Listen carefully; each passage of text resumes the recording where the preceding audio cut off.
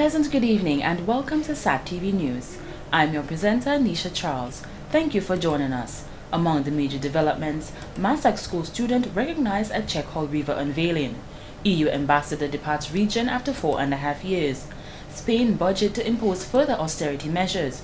And in sports, the DDA have selected 16 players for the under-23 amateur team. Details of these and other stories after the break. What is better than listening to music? Listening to music played by your favorite DJ. More music is better. Enjoy more on the new BlackBerry Curve 9320 and 9220 with all new features like FM radio. Now more music and fun available at Lime. What is better than being with a friend? Being with all of them. More friends are better. Enjoy more on the new BlackBerry Curve 9320 and 9220, BBM connected app and enhanced Facebook and Twitter. Now more fun and friends available at Lime. Thank you for staying with us. Now for the details of the news. As part of Caribbean Wellness Day, a health expo will be held outside the ministry buildings throughout the week. Massage therapist Miss Terry Henry displayed various aspects of her business, such as her writing work in relation to her massage course that has just organized. We just started a 9-month program in massage therapy to get an international diploma from ITEC, which is the world's most recognized school of qualifications. So we started that in September, and we'll be continuing for the next 9 months. Ms. Henry believes that Dominica does not consist of enough therapists, and she feels that health and natural wellness needs to be promoted. It's what we have in Dominica to keep ourselves healthy and well, rather than either looking to the outside, other countries trying to import products, which we have so many things here to keep ourselves healthy. So really to build that as a local industry of health and wellness, and to highlight the different services available, because not one thing would work for everybody, but somebody might find some value in massage, yoga, herbs, meditation, different ways. There's so many different ways to keep well and healthy. Dr. Martin says the event should be seen as a way to empower more information to the Dominican public. That is because we are actually at this time having a well-motivated exercise to convince people that they need to make themselves healthier. Persons need to engage in more physical activity, they need to eat healthy, they need to avoid toxic exposures. And of course, conventional medicine is not the only way in which persons can ensure their health, and we really want to make it clear to the Dominican people that we are actually holding nothing back in the way of having a healthier public. And this year we are really pleased to have been able to partner with the Dominica Spa and Wellness Association, and there are many other partners to bring a whole new dimension to the whole idea of healthy living. He believes that this should be targeted towards everyone and not just the younger generation, and there should not be any exclusion. Dr. Martin encourages the public to develop healthy practices to ensure that they have a healthy lifestyle. When asked if the level of health practices have decreased over the years, this is what Dr. Martin had to say. It depends on the positive factors at work for that individual coming into play to ensure that they're healthy, as well as minimizing the negative factors, and that is exactly what we have been trying to do over the years, both in terms of our own public health services and other services of the health and wellness sector, which is being showcased here today. What we really have noticed, however, is that because of the globalization of our lifestyles, persons spend more time in the offices in front of televisions, computers, so there is a tendency for persons to be sedentary, for persons to not have sufficient activity. It was a proud day for the Fire and Ambulance Service in collaboration with the Caribbean Emergency Response Training Academy, CERTA, as a closing ceremony was held on Wednesday, September 26, to recognize their achievements. Chief Fire Officer Josiah Dupie says the 2.5 week had been pretty tense because the officers had to cover 26 chapters in 10 days. However, Mr. Dupie says 2 participants received 100% in the exam. 2 participants got 100%. And several of them were at 99, 97. And I suspect it's not because the instructors marked easy at all. In fact, the lowest score in the first phase of the training was in the 80s. And I think it tells 2 stories. One, about the fantastic job of the instructors, but also, and I'm so proud of you guys, how the sort of insatiable appetite that fire officers have for learning. And I think, as a matter of fact, the training itself one can explain the success of this training. CERTA instructor Mr. Ron Mobley says he must recognize the fire officers' hard work, dedication, effort, and extra time that they put in to go out and properly assess the scene for their safety and safety of others. To be able to maintain the airway of someone who can't breathe, to be able to do a patient assessment and determine what is wrong with the person medically or traumatically from some type of injury, and then be able to provide the care and the treatment to those life-threatening injuries or illnesses. Then you are able to now continue that care and transport them to a hospital and undoubtedly save their life. Permanent Secretary in the Ministry of Health, Mrs. Helen Royer, says she is confident that the training will benefit the fire officers. She is happy that the course included topics such as pregnancy and childbirth. The Ministry of Health is rather pleased that pregnancy and childbirth got some attention in this training. This is an area that needed attention for a long time now. Securing of our nation's health is a formidable task and must be a responsibility that is broadly shared among virtually all segments of society. Minister for National Security, Labor and Immigration Honorable Alvin Bernard says commitment is a scarce virtue, therefore the fire officers should consider themselves exceptional. He believes that the citizens of Dominica are better off for it because neither their personal or national development is possible without it. The expression firefighting is frequently used to refer to remedial activities after the fact, responding to emerging difficulties. This behavior suggests deficiencies in planning, preparation, and foresight. Therefore, the role of organizations such as yours is traditionally seen in that context.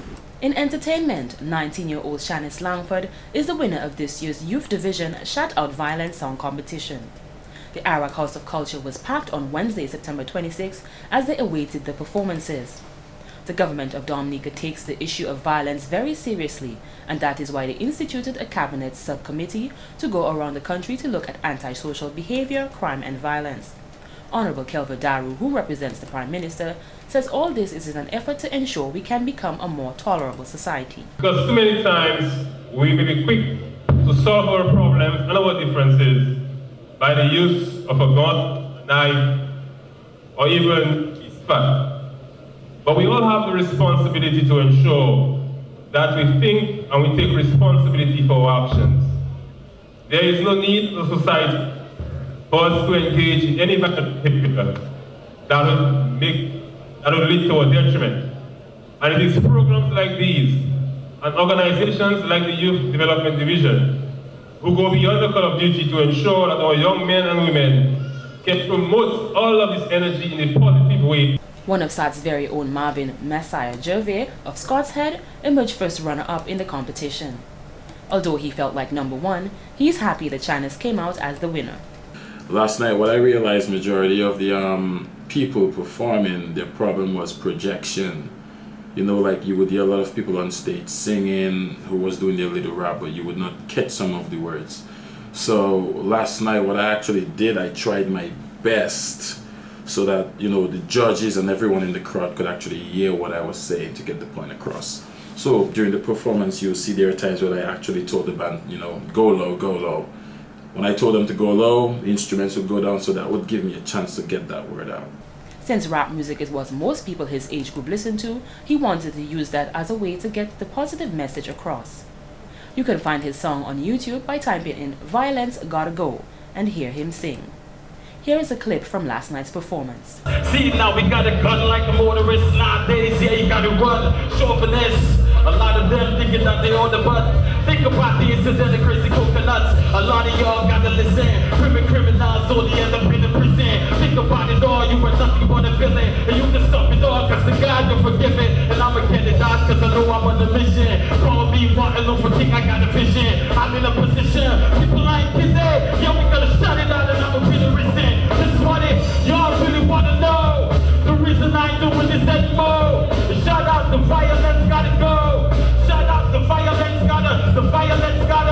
The winner of the competition, Shanice Langford, performed her song Nisha's Pride. She's from the village of Newtown. Open up my eyes to this world. All that I see is violence and crime. I can't believe. See, it's so much of you.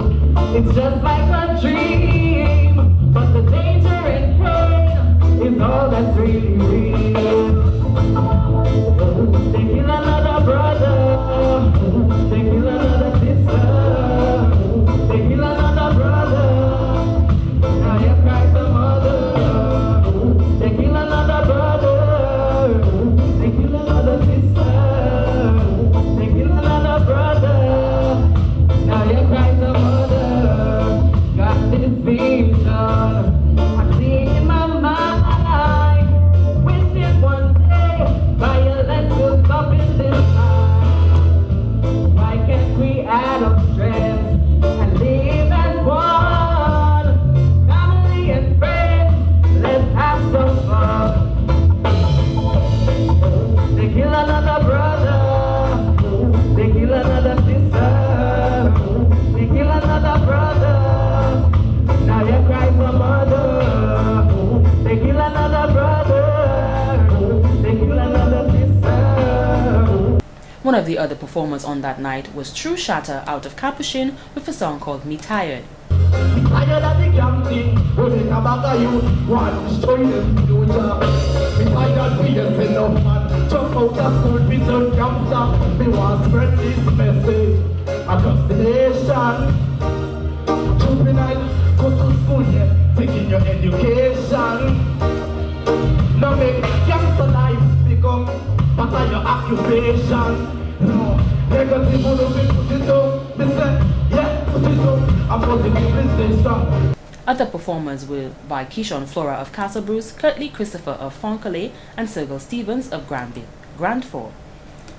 Ms. Langford received $3,000 cash, and Masaya walked away with $1,500. Congratulations to all the performers for sending out a positive message.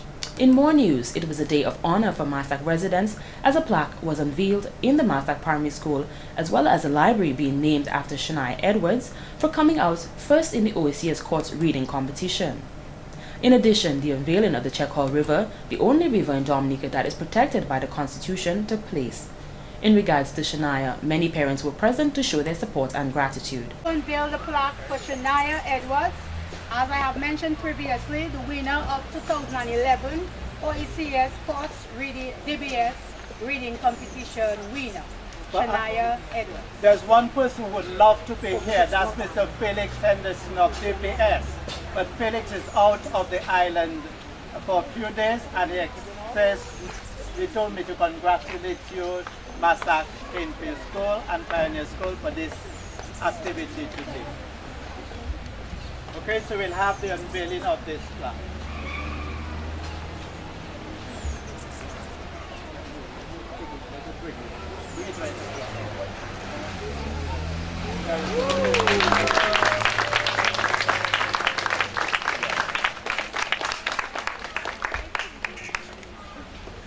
Also, a ceremony was held where Pioneer Primary School joined Massac Canefield Primary School to celebrate these achievements. The children did skits, performances, read poems, and many more to show their support. Here is one of the Pioneer students reading a poem about World River Day. World Rivers Day was established in 2005. People all over the world celebrate this day on the last Sunday in September. They picnic at the river and go river bathing. They also beautify the water's edge. Organizations such as the United Nations support this global observance. People who celebrate World Rivers Day remind us of the importance of rivers to our lives. We know that if we do not take the time to manage our rivers, they will disappear. Father Franklin Coffey says he is making an appeal because we are the ones responsible for the rivers and the environment. Our rivers, we boast, in fact, we say in Dominica we have 300 and how many? 365 rivers. Our rivers are dying, but you children can protect them and keep them alive. The principle says, Father will bless our children, but God has already blessed us with so much. We want to thank the officer from the Environment Department who is here with us. Give her a big hand, please. Ms. Valda Charles. We have Mr. John from the Forestry with us this morning. Let us give him a big hand, please. Great pleasure on behalf of the Office of Disaster Management and also the Ministry of National Security, the Minister and the Permanent Secretary, to be part of this important event today.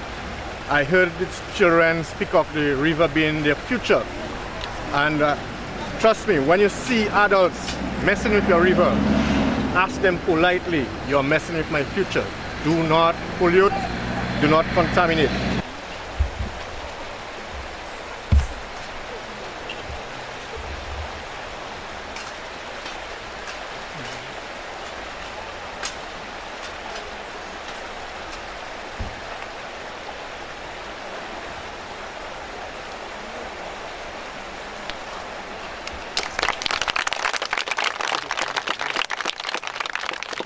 And the plaque reads, the Checkall River is protected by law, Forestry Act 60.01, Section 11 of 1975, Section 5.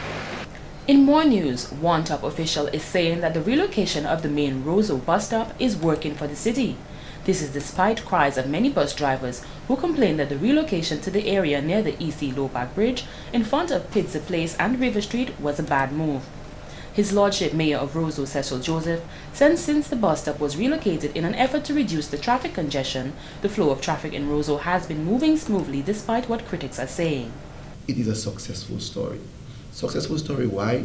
When we speak to the individual bus drivers in the various routes, they will all tell you, or most will tell you, but you can't get all of them to say the same thing, but most will tell you that it's a very good concept that the council implemented. We have now seen the Kenfield bus drivers with their own area, and not only their own area, but are uniformed with their route number and color. And the people now don't have to know or look to find out who is a Kenfield bus driver. So the Kenfield bus driver does very well. If you look at the Stock Farm bus drivers, they too are in the process of setting up uniforms, and they now have presently an association out of what we implemented. They too have a route and are very successful in doing what they are doing. Mr. Joseph also added that the Lubia Point Michelle bus drivers are also in the process of their uniform and other measures they were instructed to do to ensure their profession operations work out well for them. However, there have been some problems with the Maho and St. Joseph bus drivers who have been complaining about making money, the organization of the bus stop, and the Haitian bus drivers running their route. And as I said to the bus drivers before, that what we wanted them to do is to create what is called an association, which Maho has done very well. Create that association, and in the process of creating that association, they would send to the Roseau City Council the names, the total number of buses, and the bus numbers.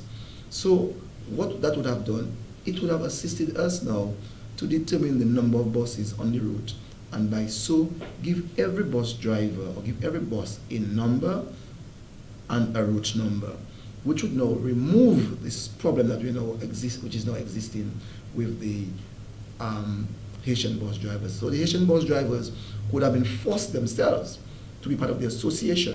The mayor hopes this pilot program will be fully implemented in the next 5 years, which will resolve the problem they are experiencing. He said that Dominica can learn from countries such as Antigua, St. Lucia, St. Vincent's bus system to develop one that does not create any problems, to turn the mistakes they made into our success story. Mr. Joseph says that one of the legalities of the bus system is that every bus driver who has a bus that is licensed has a route, in addition to being organized, does not have to be done through the court, but by simply forming an association so they can all work together. Anytime you have groupings with many heads coming together, it's much more valuable, it's much more successful. For instance, by they being together or having an association, because as I said to them before, my idea of having the regional, and I say regional meaning community association, so that tomorrow morning they can see the value of having a national association. And with a national association, You can be able to negotiate with government for the fees for your routes. You can be able to negotiate with dealers for the cost of tires. You can be able to negotiate with government for the cost of fuel, and a number of other areas that you can negotiate once you are an association. But presently, by virtue of the fact that they don't have a group which people can speak with, you will find that whenever the rate has to be increased, most probably the authority will speak to the Dominica Taxi Association. He is not of the view that the Dominica Taxi Association should be the people negotiating the local bus drivers' fares, since they are doing business on a different scale. But I think if they find themselves coming together, setting up these community associations, I figure out by virtue of their strength from those communities that they can come together and have a big association. And who knows, with that association, national association, that they can have their national conventions, they can have their national executive, they can have their national sporting programs, and you can have exchange of communities, exchange of regional countries, so that they themselves as bus drivers of Dominica can have an opportunity to go to St. Lucia, to go to Grenada, to go to Antigua, and to see what is actually existing. The kind of cooperation he's talking about is later down the region can have a success story with the bus drivers like in Europe, which is one of the countries with the best forms of public transportation in the world. There is no reason why Dominica, as a small country with a small population, cannot manage our public transportation systems better than how it currently is. In more news, in light of constant earthquakes and volcanic activity occurring in the Caribbean region, the Office of Disaster Management, ODM, has decided to initiate the formation of a tsunami task force for Dominica. The ODM said efforts at formalizing a tsunami task force began in 2009 with a series of meetings between 2010 and 2011, but is now saying that the reconvening of the task force is top priority after being stagnant for some time. Program Officer and Geologist in the Office of Disaster Management, Mr. Mandela Christian, says this tsunami task force was created to establish a clear set of protocols that would be followed in the event of a tsunami in Dominica. He says we in the Caribbean are very much at risk, like in Japan, as we have the same contributing factors in terms of convergent plate movement which can cause tsunamis. There are also underwater volcanoes in the Caribbean which, if at any time one erupts, will cause a tsunami. It's because the frequency of tsunamis in the Caribbean is low, unlike the other hazards like hurricanes, for example. This threat or this risk has been, I should say, neglected a bit, or even in some cases almost forgotten. But we at the Office of Disaster Management, we cannot use this as an excuse not to be prepared. So in recent years, with the earthquake in Haiti that generated a small tsunami, and with the even great earthquake in Japan that generated a tsunami that killed a lot of people and caused a lot of damage, we decided to move things forward. Let us be prepared rather than the event occurs and then we have to spend a lot of energy and effort and time in managing. This is one of the main reasons why they had a meeting with various stakeholders on Thursday, September 27th, to finalize the tsunami management plan, which is very important to Dominica. The standard operating procedure will outline basically all that has to be done from the time we receive the tsunami warning bulletins from the warning centers up until the all clear is given. So we want no mistake or misunderstanding as to who's responsible for what. That has to be ironed out clearly. Also, we intend to form a few subcommittees. Right now we have proposed 4 of them. One dealing with monitoring and detection systems, another one dealing with hazard assessments. That one will be responsible for identifying the hazardous zones around the island and where the risk lies, and identifying safe zones within these hazardous areas, and identify clear routes to get to these safe zones. The geologist added that at the meeting they dealt with dissemination of information, communication, preparedness, readiness, and resilience. The next step will be working on awareness and infrastructure, in addition to other ways to deal with tsunami hazards. These initiatives are being done in collaboration with the Intergovernmental Coordinating Group for the Tsunami and other coastal hazard warning systems for the Caribbean Sea and adjacent regions. It is extremely important that the public is sensitized, and that is one thing you will be seeing a lot more of. public awareness. We'll be doing a lot more of that. Because not just with tsunami hazards, but in hazards in general, one of the biggest threat or biggest hazard we face is that is ignorance of the people, for lack of a better word. Mr. Christian went on to explain one of the reasons for being sensitized on what to do during a tsunami. There was after the earthquake in 2004, I think, we have unofficial reports that a small tsunami was generated in Portsmouth, where the sea reclined a bit, but persons were not aware and they actually went out into the sea looking, collecting fish and stuff. And when the water came back, it unfortunately didn't come back with force, like full force tsunami. So no damage was done. But that was the case, I think, in Indonesia, and that was one of the main causes of death, because persons, instead of going in the other direction, going towards higher ground, they actually went into the sea looking for shells and fish and stuff. And when the water came back, we had some loss of life. So once the people are informed, they know what to do. You feel a tremor near the sea, okay, you look out, you head for higher ground. If you see the sea reclining, then you don't go looking for fish, you head in the other direction. If you hear a loud roar from the sea, and there are certain other things like that we will be informing people about.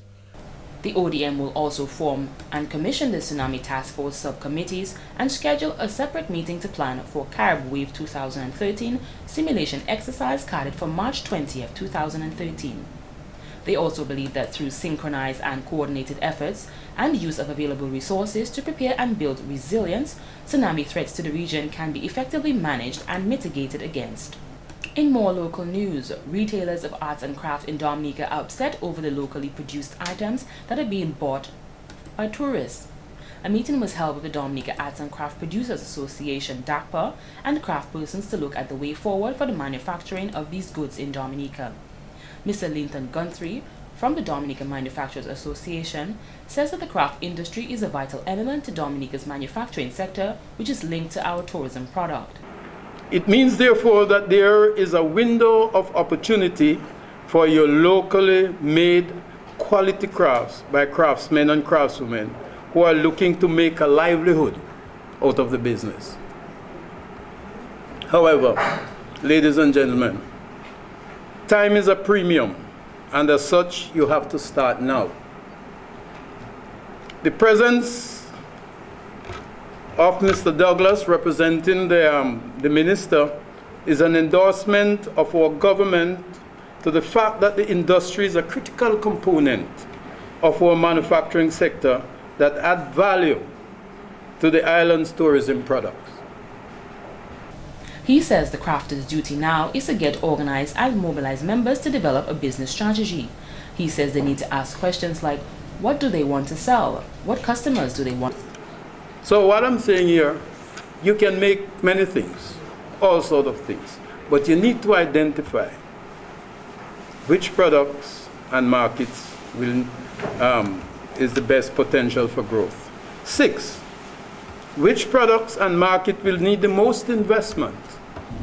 Dr. Eisenhower Douglas, who represents the Ministry of Trade, says currently they are putting together a policy on small business because essentially the crafters are part small businesses. By determining where our comparative advantage lies, the things that we can do best, we can in fact earn our rightful place in the manufacturing output for the entire, OECS. And as was mentioned by previous speakers, the arts and crafts sector contributes to both the tourism sector, because when people come here, whether on cruise ship or overnight, they can actually purchase those items.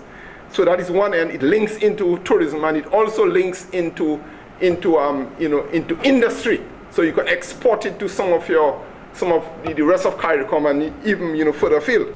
They are looking to come together to resolve the issues that have plagued the crafters with not producing products of high quality standards. Some of the concerns of the crafters are that they should not look to sell their products at a lower price just because a retailer cannot afford to resell the item. The retailers are also worried about the crafts are not ready for the market because in some instances the items were not preserved and as soon after purchase they rotted.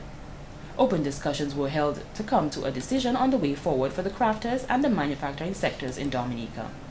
On Thursday, September 27th, the Caribbean Tourism Organization joined the rest of the world in observing World Tourism Day, celebrated this year under the theme Tourism and Sustainable Energy, Powering Sustainable Development. Secretary General of the Caribbean Tourism Organization, Hugh Riley, released a message on this occasion which reads, "As an organization with responsibility to provide leadership in regional tourism, our duty is to emphasize the need for more renewable energy technologies in operations throughout the tourism sector and to encourage the widespread adoption of energy efficiency as a way of life. Both in our own countries and at an organization level, we must use the occasion to participate in activities which promote sustainable development. Let our actions and practices raise awareness of the need for improved energy efficiency and renewable energy opportunities that can enhance our competitiveness in the tourism industry. The more we reduce our dependency on expensive traditional sources of energy, the more we will help to secure our future. Let us remember the purpose of World Tourism Day, which is to raise awareness of the role of tourism within the international community, an objective that is aimed at demonstrating the effect which tourism has on political, economic, and social values worldwide. Here in our region, as we move further in the direction of sustainable energy as a tool for attaining sustainable development, we must constantly examine our own energy consumption habits on a daily basis and do whatever we can to influence practices and behaviors that will sustain our livelihood and protect the planet. We at the Caribbean Tourism Organization will continue to advocate the need for efficient use in resources to derive economic, environmental, and social benefits, and to stress the importance of developing and implementing more responsible energy practices. World Tourism Day seeks to address global challenges outlined in the UN Millennium Development Goals and to highlight the contribution the tourism sector can make in reaching these goals. Let us collectively work together towards achieving a sustainable tourism product and, in the end, a sustainable future for us and for the generations to come. This has been the local segment of the news. Coming up next, regional highlights.